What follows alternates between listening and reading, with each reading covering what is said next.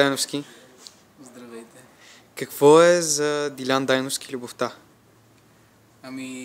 Много ми се иска да може да отговоря на този въпрос, ама не съм много сигурен дали съществува. Не си сигурен дали съществува, защото си разочарован от нея или още не си я срещнал? Защото не ми е доказала достатъчно ясно и категорично, че съществува за това. Какво е най-романтичното нещо, което си правил? Най-романтичното нещо, което съм правил? Да. Мога да ти кажа кои са най-романтичните неща, които съм искал да направя, но никога не съм направил. Кажи. Исках да напиша песен за едно момиче. Всъщност аз се написах, обаче, понеже ми е само в главата, нещо не разбирам от музика, не успях да я запиша по Можеш и да ни запееш малко от тази песен. Да, ама тя малко е... Нищо, давай. Това после ще се реже, нали? Ще се реже, давай. Добре.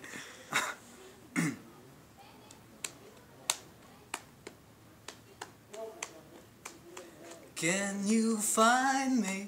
Can you hold me? I'm so tired of being lonely. Can you find me? Can you save me?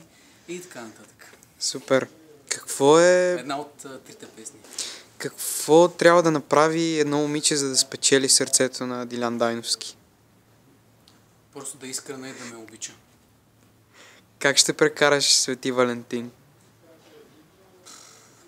Ако имам късмет, ще си намеря трева и ще се напуша. Ако нямам късмет, ще се напия. Как виждаш любовта в пространствата на Алма Алтер? Любовта? Да. Аз си мисля, че това е задължително условие, което трябва да присъства. В смисъл, че любовта е нещо задължително, което трябва да присъства. Без любовта някакси много формално се получават нещата. Ако човек не излиза на сцената, за да даде любов и за да изпита любов, обществото нещата се свеждат до това колко добре се е подготвил физически, примерно, речево. Но ако няма любовта, просто нещата спътъхват. Опиши любовта с едно словосъчетание. Словосъчетание? Едно. Най-прекрасната невъзможна илюзия. Добре, и последно направи призив, защо зрителите на Алма Алтер да дойдат и да прекарат Свети Валентин с нас и с представлението Ромео и Жулиета сонет за безсмъртната любов. Защото общо взето всичко друго малко и много е някакво клише. В смисъл, не знам, на ресторант, примерно, някакви такива неща. А пък да дойдеш на театър на 14 февруари е нещо различно. Още повече, ако не си гледал Ромео и Жулиета в наше изпълнение, наша трактовка. Особено на този ден. Мисля, че е просто нещо интересно, нещо различно и мисля, че ви хареса.